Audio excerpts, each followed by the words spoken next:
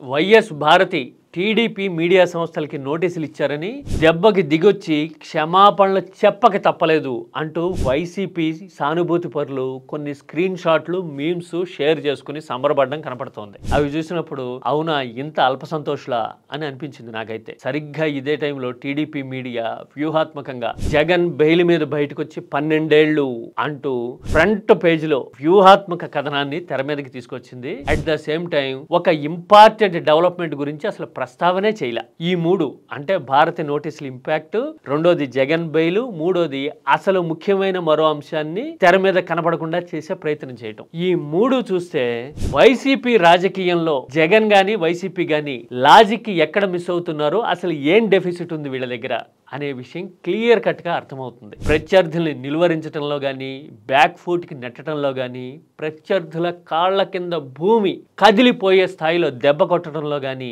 YCP వెనకబడుతోంది అనే వాస్తవాన్ని చెప్పే ఒక ఇన్సిడెంట్ గురించి మనం ఇప్పుడు మాట్లాడుకోబోతున్నాం. తెలుగు నేల మీద అంత పెనుసంచలనం సృష్టించిన ఆ పరిణామం ప్రభావాన్ని వైసీపీ ఇప్పటికైనా అర్థం చేసుకుంటే రాజకీయ వ్యూహాల పదును ఏ స్థాయిలో ఉండాలో, వైసీపీ పొలిటికల్ గేమ్ని ఇంకెంత లెవలప్ చేసుకోవాల్సి ఉందో అర్థమై తీరుతుంది. ఇది కీ టాక్స్ స్పెషల్.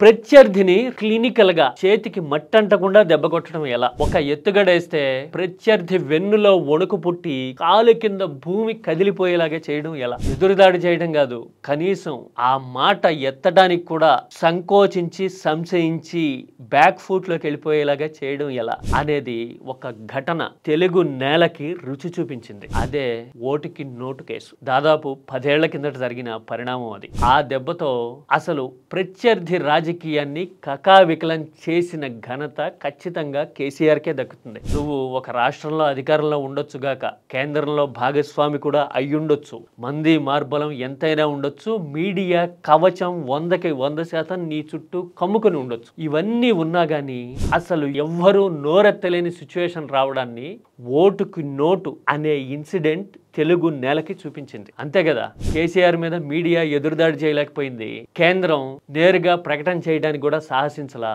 ఇక కేసీఆర్ ప్రత్యర్థిగా ఉన్న నాయకుడైతే భవిష్యత్ ఆలోచనల్ని, రాజకీయ వ్యూహాల్ని మార్చుకొని భౌగోళికంగా పూర్తి స్థాయిలో అన్సెర్మోనియస్గా మరో ప్రాంతానికి షిఫ్ట్ అయిపోవలసిన పరిస్థితిని క్రియేట్ చేసింది ఓటుకి నోటు అనే పరిణామం. అంటే మీడియా వైపు నుంచి, రాజకీయాల వైపు నుంచి, అలాగే ఆత్మస్థైర్యం అనే మోస్ట్ ఇంపార్టెంట్ ఎలిమెంట్ వైపు నుంచి ఎంత ప్రభావం చూపిందో ఆ ఇన్సిడెంట్ మనకి అర్థమవుతుంది. అప్పుడే కాదు, గత 10 ఏళ్లలో ఆ ఇన్సిడెంట్ మీద నేరుగా విస్తృతంగా మాట్లాడినట్టు కానీ, సమాధానం చెప్పినట్టు కానీ ఎక్కడా మనకి కనపడదు, వినపడదు. కనీసం ఆ ఆలోచన కూడా చేయరు. ఎందుకంటే ఆ దెబ్బ అలాంటిది. అవును కదా, కేసీఆర్ వ్యూహాత్మకంగా వేసిన అడుగుతో అసలు టీడీపీకి అనుకూలంగా పనిచేసే మీడియా కూడా ఏం రాయాలో తెలియక గందరగోళంలో పడింది. ఇంత సీనియారిటీ ఉన్న నాయకులు ఉన్నారు, ఇంత ఆలోచన పరులు ఉన్నారు, సైద్ధాంతిక బలం ఉంది అని చెప్పుకునే పార్టీ అసలు ఎలా కౌంటర్ చేసుకోవాలో తెలియక నాటి ప్రభుత్వ సలహాదారుగా ఉన్న పరకాల ప్రభాకర్ మీద పూర్తిగా ఆధారపడడం కనపడింది. పరకాల ప్రభాకర్ ఆర్థిక రాజకీయ పరిణామాల మీద లోతైన ఆలోచన ఉన్న మేధావి అయితే కావచ్చేమో కానీ ఐడియాలజికల్ గా టీడీపీ ఇన్క్లినేషన్ ఉన్న వ్యక్తి అంటే కానే కాదు. ఆయన బార్న్ అండ్ బ్రాటప్ అంతా కాంగ్రెస్ మైండ్ సెట్. అందుకోసమే ఆయన కేవలం టెక్నికాలిటీస్ మాత్రమే కనపడుతుంది.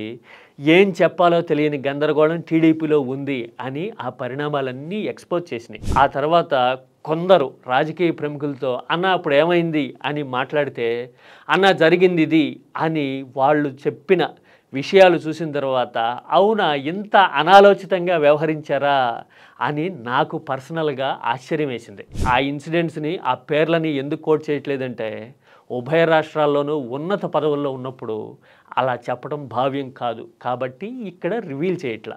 కానీ బై అండ్ లార్జ్ ఈ ఇన్సిడెంట్ ఒక విషయాన్ని తెలుగు నేలకి కళ్ళకి కట్టినట్టుగా చూపించింది. అది ఏంటి అంటే, ప్రత్యర్థిని దెబ్బ కొడితే సవాలే ఉండకూడదు, కనీసం మాట్లాడడానికి కూడా అవకాశం ఇవ్వకూడదు, అలాగే రాజకీయ కూసాలు కదిలిపోయి పార్టీ పెకలించకపోయే సిచ్యువేషన్ క్రియేట్ చేయాలి, తేరుకోవడానికి ఏళ్లు పట్టాలి అని నిరూపించింది ఆ పరిణామం. ఇప్పుడు ఎందుకు చెప్తున్నారు ఇదంటారా? 2 కారణాలు ఉన్నాయి.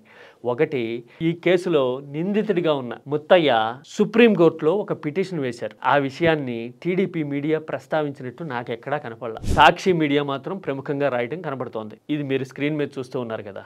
ఆ తర్వాత ఈ విషయం ప్రస్తావించడానికి రెండో కారణం కూడా ఉంది. రాజకీయ వ్యూహాలు, ప్రత్యర్థుల బలహీనతల్ని ఎక్స్పోజ్ చేసే ఎత్తుగడలు లేనప్పుడు రాజకీయంగా ఎలాంటి ఎదురుగాలిని ఎదుర్కోవాల్సి ఉంటుందో వైసీపీ అనుభవాలు ఇటీవల చెప్తూ ఉన్నాయి. మనం సైద్ధాంతికంగా దూరదృష్టితో ఆలోచించలేనప్పుడు ప్రతిసారి బలప్రయోగం చేసో లేకపోతే కష్టపడో డామినేట్ చేయాలి అని అనుకున్నప్పుడు చాలా ప్రయాసపడాల్సి ఉంటుంది. మనం 1,00,000 కోట్ల ఆరోపణల విషయంలో చూసాం. టీడీపీ వైపు నుంచి ఆ ఎలిగేషన్స్ వచ్చి పడితే జగన్ ఇమ్యూనిటీ తెచ్చుకోవడానికి 6-7 ఏళ్లు పట్టింది. దాదాపు 2018 నాటికి పాదయాత్ర పూర్తి చేసిన తర్వాత జనంలో ఒక పాజిటివ్ వేవ్ వచ్చి ఆ ఆరోపణలు మించిన ఆరా వచ్చింది కాబట్టి వాటిని ఓవర్కమ్ చేయగలిగారు. ఇప్పుడు కూడా మనం చూస్తూ ఉంటాం, విధానపరమైన విషయాలు, మెడికల్ కాలేజీలు ప్రైవేటైజేషన్ దగ్గర నుంచి ఏ ఇష్యూలో అయినా సరే వైసీపీ ఆందోళన చేయటము, బండగా మొండిగా వాదన తీసుకురావడం తప్పితే ఆ పీపీపీ అనే మోడల్ వల్ల ఆర్థికంగా జనం నుంచి ఎంత వసూళ్లు జరిగే అవకాశం ఉంటుంది,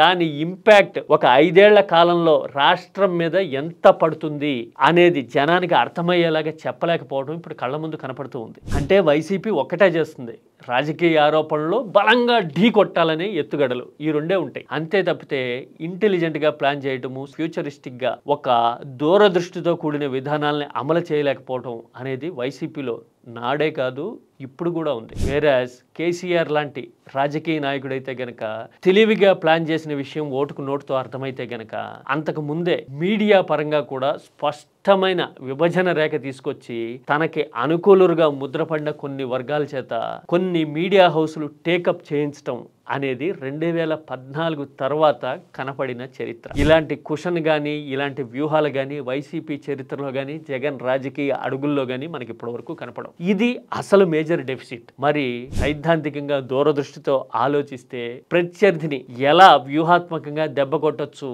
అనే విషయాన్ని డీకోడ్ చేస్తే గనక రాజకీయం కేసీఆర్ వేసిన ఎత్తుగడలాగా ఉంటుంది. లేదంటే గనక నిరంతరం ఎదురైతే ఎత్తు కష్టంగా నెట్టుకు రావాల్సిన పరిస్థితి ఇప్పుడు వైసీపీ ఉన్న పరిస్థితిలాగే ఉంటుంది రాజకీయం కదా. ఇంత చెప్పిన తర్వాత ఇప్పుడు కొంతమంది చాలా కన్వీనియంట్గా అంత తెలివైన రాజకీయ దురంధరుడు కేసీఆర్ మరి ఇప్పుడు ఎక్కడున్నాడు అని అడగడానికి ట్రై చేస్తారు. వాళ్ళకి ఒక్కటే సమాధానం, రాజకీయం అనేది ఒక జైంట్ వీల్ లాంటిది, తిరుగుతూ తిరుగుతూ తిరుగుతూ ఉంటుంది ఎప్పటికీ. మనం ఆల్రెడీ చూసాం, రాజకీయ బలవంతులు 11 సీట్లకైనా పడతారు, 23 సీట్లకైనా పడతారు. ఉమ్మడి ఆంధ్రప్రదేశ్లో 46 సీట్లతో మట్టి కరవటాన్ని కూడా చూసాం. మళ్ళీ అంతే బలంగా తేరుకొని తిరిగి రావడం అనేది రాజకీయ ప్రస్థానాల్లో మనకి తరచుగా కనపడే విషయం. అందుకని ఓటమిని గేల్ చేయక్కర్లా. ఇప్పుడు నేను చెప్పిన ఎగ్జాంపుల్కి మించిన దెబ్బ రాజకీయాల్లో ఈ మధ్యకాలంలో మీరు ఎప్పుడైనా చూసారా? Please do share your opinion.